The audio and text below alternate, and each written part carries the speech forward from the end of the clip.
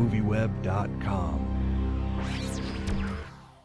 Can you talk about the creation of some of the real life characters that are in this, like Nixon, what you wanted to bring to that as far as the look of the character? Yeah, I felt like as soon as we decided that we were not going to go with stock footage for the, there's no stock footage in the movie except for a little bit on TV, but 99.9% of the footage, and especially in regard to any historical characters that are in the film, that's all just, makeup effects and lookalikes, because that was the only way that we thought of we could.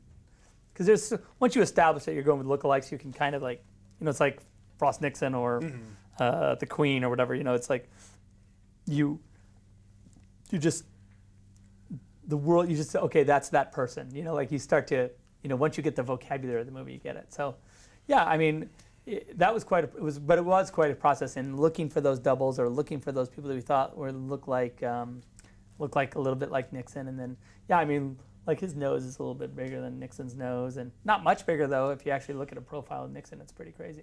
But it was fun, to recreate those characters, because I also felt like those doubles.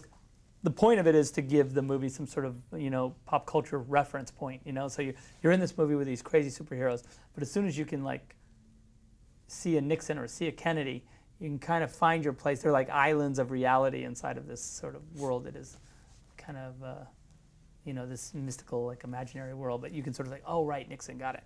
Or like, oh, Kissinger, oh, look, there's, Mick Jagger, like you can kind of find your way by these touchdowns. And the Village People, that was actually the Village People, of course. Shocking to me that they were in the background. I was like, Village People. Yeah, I love that shot because it was sort of about like, so it's a shot of Ozzy, and he's standing outside of Studio 54. It's in the title sequence. It's just one little vignette shot, but it was cool to me because not only is it just cool to see the Village People and Mick Jagger and but it's also cool. I liked it because it was sort of people have always said like superheroes are ridiculous, like we would have people dressed up in costumes like walking around, and I'm like, really, like you look at that shot and you think like, wow, I guess we accept the Village People without really batting an eye. We accept Ziggy Stardust without like really making a big it's just in our culture. So I thought superhero was not a very big reach after that.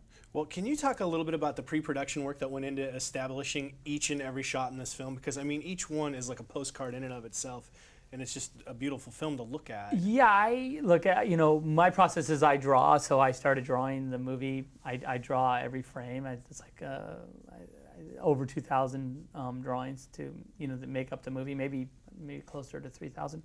And so, and I'm pretty meticulous, and so really, that's where it starts, and then,